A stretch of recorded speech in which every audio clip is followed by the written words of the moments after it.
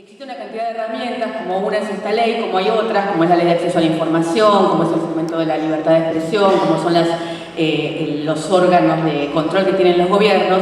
pero también querríamos y trataríamos de que esto se convierta en un debate en la sociedad un poco más amplio y profundo, que no tenga que ver solamente con la corrupción, que es a lo que quedó reducido la ética durante sobre todo la década de los 90, cuando lo que los mejores pedían era que los funcionarios no fueran corruptos, que no robaran, no que cumplieran con otra cantidad de categorías de la ética y de la virtud, y lo que la mayoría de la sociedad pedía era que ya que robaban por lo menos hicieran algo. La verdad es que cuando uno se plantea la cuestión de la ética en una sociedad, está planteando el rumbo, como decía recién Diego, que está tomando esa sociedad, hacia dónde va. El Estado es la representación ética de la sociedad y por lo tanto es la representación de los intereses y de los horizontes y hacia dónde se está dirigiendo, hacia dónde está yendo esa sociedad. Entonces, cuando estamos planteando este debate, estamos planteando que no solamente queremos que los funcionarios sean realmente servidores públicos, que tengan virtud pública y que recuperen la confianza de los ciudadanos, sino que queremos también que la forma de ejercer el poder tenga que ver con esa discusión sobre hacia dónde estamos yendo, esa discusión sobre, como se ha escrito tantas veces en la literatura política, en la historia política, cada uno puede tener su propio concepto de los principios máximos de felicidad, pero como Estado y como sociedad tenemos que ponernos de acuerdo sobre los principios mínimos de justicia. Cada uno según su capacidad, pero a cada uno según su necesidad, o como dirían en el movimiento político del cual vengo, donde hay una necesidad hay un derecho, ¿no?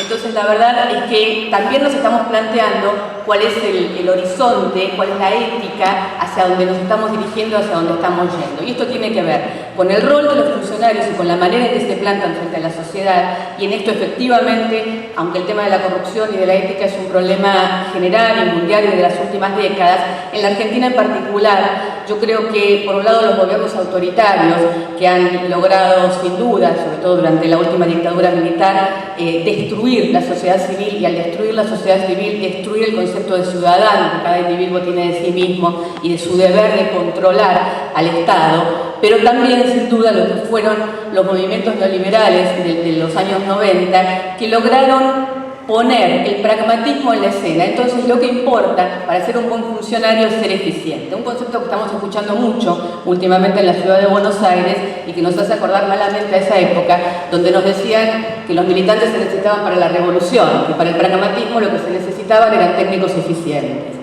La verdad es que un servidor público es alguien que tiene que servir al ciudadano, que tiene que estar al servicio del ciudadano. Y no hay servidor público que pueda estar al servicio del ciudadano sin vocación política o sin vocación de querer transformar la sociedad. Y si un funcionario tiene más tiempo para pensar en su negocio privado que en su vocación de transformación de la sociedad, es donde el tema de la ética nos empieza a hacer ruido y donde el tema de la corrupción empieza a instalarse como una epidemia, sin duda, en los últimos años,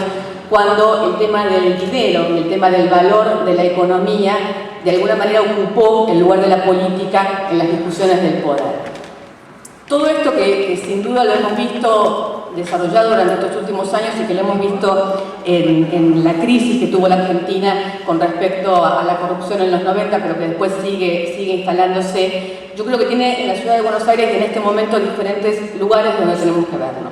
Uno es claramente el lugar del servidor público. Todos aquellos que son funcionarios y tienen que deberse a los ciudadanos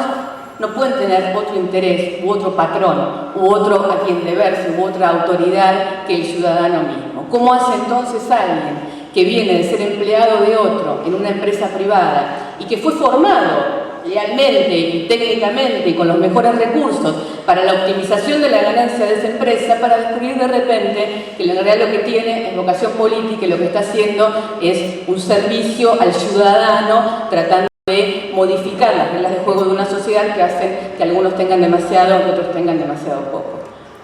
Pero sin duda lo que la ley esta viene a marcar como uno de sus capítulos centrales en la ley que viene trabajando Pablo durante tanto tiempo es el tema de las incompatibilidades.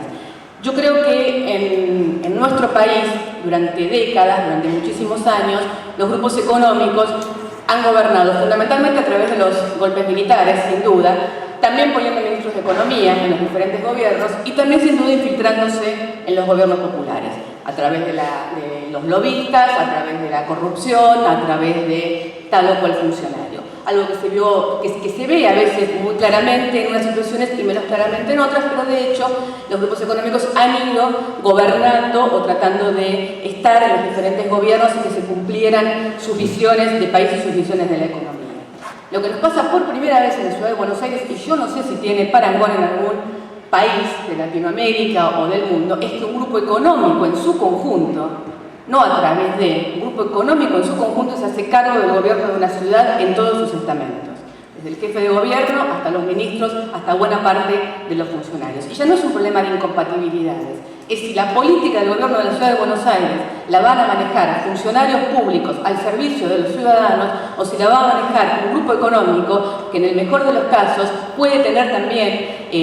la decisión de manejar algunos resortes en ese sentido, pero cómo hace ese grupo económico para desligarse de su razón de ser, que son los beneficios económicos para ese grupo. La verdad es que cuando a mí me siguen hablando de cuidar el dinero de los porteños,